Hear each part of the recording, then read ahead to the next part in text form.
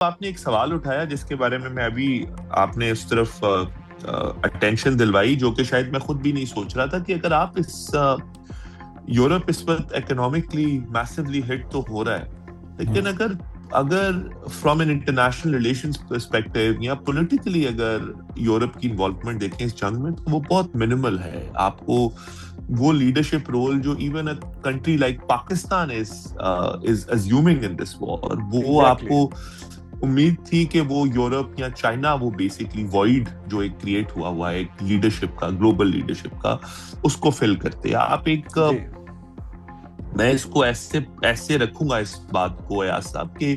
ایک جو ٹرمپین میڈنس ہے اس وقت، جو ایک انسان پوری دنیا کے گلوبل آرڈر کو، انسانیت نے آج تک جو سیکھا سمجھا، جو پینسٹیکنگلی سسٹم بنائے، وہ روتھلیسلی تلپٹ کرتا جا رہا ہے اس سسٹم کو. جب اس نے ٹیرف لگائے تب بھی اس گلوبل اکنامک آرڈر کو جو انسان نے اتنا پینسٹیکنگلی بنایا، اور امریکہ خود اس کا چیمپئن تھا جس کو یہ فری ٹریڈ کہتے تھے، اس نے اس سسٹم کو تلپٹ کر دیا. WTO ورلڈ ٹریڈ آرگنائزیشن کے سالوں کے کام، ان کی ریگولیشن سب کو تلپٹ کر دیا. پھر اب اس نے یہ جو گلوبل پولیٹیکل آرڈر ایک فارم ہوا ہے اس کو تلپٹ کر دیا. انٹرنیشنل آرگنائزیشن سے وہ امریکہ کا ایگزٹ کرتا جا رہا ہے، دنیا پہ وہ ٹیرف لگاتا جا رہا ہے. جنگوں کو بیک وقت وہ کہتا ہے کہ میں دنیا میں پیس جو ہے یا امن کا دائی ہوں، پر ایک طرف وہ اس طرح کی جنگوں کو فیول بھی کر رہا ہے ساتھ ساتھ. تو وہ اس نے پوری دنیا کو یہ مکس سگنلز دیے، اور جب یہ مکس سگنلز جاتے ہیں تو they are usually very disruptive. تو ہمیشہ کی طرح ہوا یہی کہ آپ کو ایک کاؤنٹر بیلنسنگ فورس چاہیے، جس کی طرف آپ نے اشارہ کیا، اور ہمیشہ کی طرح ہو یہ رہا ہے especially after the fall of the Berlin Wall 1991 کے بعد، کہ امریکہ دنیا کی سب سے زیادہ طاقتور ریاست بنا اور اکیلا سول سپر پاور بنا. اس کے بعد سے ہمیں یہ جو ایک ایبسلیوٹلی، تو اس کے بعد سے ایاز صاحب ہمیں یہ دیکھنے میں آ رہا ہے کہ وہ جو کاؤنٹر بیلنسنگ فورس ہے وہ دنیا میں ایگزسٹ نہیں کرتی. جس وجہ سے آج لوگ کہتے ہیں کہ جب بائی پولر ورلڈ تھا تو اس میں دنیا میں ایٹ لیسٹ یہ بیلنس ضرور موجود تھا، جو کہ بیلنس اس وقت گلوبل پالیٹکس کے اندر یا انٹرنیشنل پالیٹکس کے اندر موجود نہیں ہے. اب ایک طرف ایک دنیا میں asymmetrically powerful انسان ہے، اور آج آپ دیکھیے یہ بات کہ دنیا کی امریکہ کے اوپر جو ریلائنس ہے، اس کی وجہ سے امریکی الیکشنز ایاز صاحب پوری دنیا کے لیے کتنے اہم ہو جاتے ہیں. کہ امریکہ میں اگر ہلکا سا ووٹر پریفرنسز بدلیں اور وہ ایک ارریشنل آدمی کو اگر اپنا صدر منتخب کر لیں تو وہ کیسے پوری دنیا کو تباہ کر سکتا ہے. اور یہ ہم نے پچھلے 1.5 سال میں دیکھا کہ ایک ارریشنل آدمی کو امریکہ نے اپنا صدر منتخب کیا، اور اس 12 گھنٹے کے انتخاب نے کیسے پوری دنیا کو اگلے کئی برسوں کے لیے تباہ کر دی. اور چونکہ کاؤنٹر بیلنسنگ فورس ایگزسٹ نہیں کرتی، تو اس لیے امریکہ کا وہ صدر جو من مانے فیصلے کرتا رہے، وہ پوری دنیا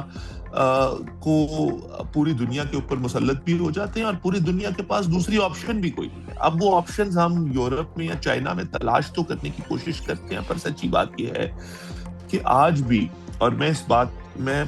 مکمل طور پر قائل ہوں اس بات سے ایاز صاحب، کہ آج بھی جارج فریڈمن اپنی کتاب میں لکھتے ہیں، ان کی کتاب ہے نیکسٹ 100 ایئرز، جس میں وہ چائنا کا، یورپ کا، ٹرکی کا، سارے ممالک کی معیشتوں کا امریکہ کے ساتھ موازنہ کرتے ہیں،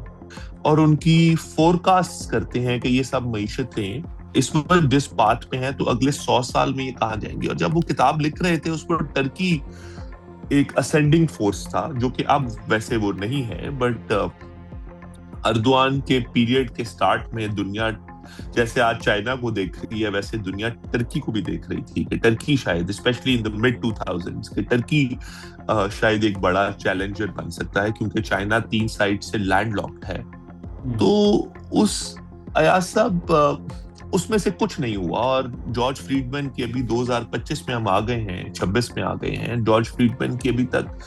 جو پریڈکشنز تھیں they have mostly stood the test of time، کیونکہ وہ یہی کہتے تھے کہ ایٹ لیسٹ اگلے 100 سال میں یا یہ سن 2100 تک अमेरिका को कोई मईशत दुनिया में चैलेंज नहीं कर पाएगी, और ऐसा ही होता हुआ भी हमें नजर आ रहा है। तो मुझे लगता है कि चाइना और यूरोप कहीं ना कहीं उस वॉइड को फिल जरूर कर सकते हैं, लेकिन given कि America is not just ahead of them, America is way substantially ahead of them economically, militarily, in terms of its strategic advantage, in terms of its control over international trade. Dollar आज भी दुनिया की बड़ी currency है, America की आज भी दुनिया में चाइना से कंपेयर्ड या किसी भी और मुल्क से कंपेयर्ड सबसे ज्यादा एयर बेसेस हैं। तो वो बैक वक्त दुनिया के हर मुल्क में और हर रीजन के अंदर आप कह सकते हैं कि it's an omni present force, वो दुनिया के हर रीजन में प्रेजेंट है बैक वक्त। तो ये इस एडवांटेज को नलिफाई करने के लिए इवन चाइना ने BRI के अंदर, आपको पता है, इसी एडवांटेज को नलिफाई करने की कोशिश की। लेकिन मुझे लगता है कि वो लीडरशिप वॉइड जो है, और मैं जब लीडरशिप वॉइड कहता हूं तो याद साहब इससे मतलब ये है कि कोई ऐसी फोर्स आए जो डिप्लोमेटिकली, मिलिटरीली, इकोनॉमिकली, स्ट्रेटेजिकली इन सब फ्रंट्स के ऊपर बैक वक्त अमेरिका को ना सिर्फ चैलेंज करे बल्कि एक काउंटर लीडरशिप प्रोवाइड करे, एक पैरेलल लीडरशिप प्रोवाइड करे। वो मुझे लगता है फोर्स दुनिया में मिसिंग है। अगर आप चाइना को भी देखें तो चाइना आपको इकोनॉमिकली तो अमेरिका को कहीं ना कहीं कुछ फ्रंट्स के ऊपर, स्पेशली इंटरनेशनल ट्रेड में, चैलेंज करता हुआ नजर आता है, पर डिप्लोमैटिकली चाइना नहीं नजर आता। डिप्लोमैटिकली चाइना की वो आउटरीच या वो ग्रिप नहीं है ओवर ग्लोबल पॉलिटिक्स जो अमेरिका की है। तो मुझे ऐसा लगता है कि it would take China a very long time to sort of provide that parallel leadership that the world now expects either out of China or Europe. और यूरोप का तो ये है कि उसके जो internal economic crisis है, that has brought it down diplomatically and politically also, जिस वजह से वो जब तक अपने मुआशी मसाइल हल नहीं करेंगे, वो politically दुनिया पे वो फोकस नहीं कर पा रहे on the politics, because they're so focused or so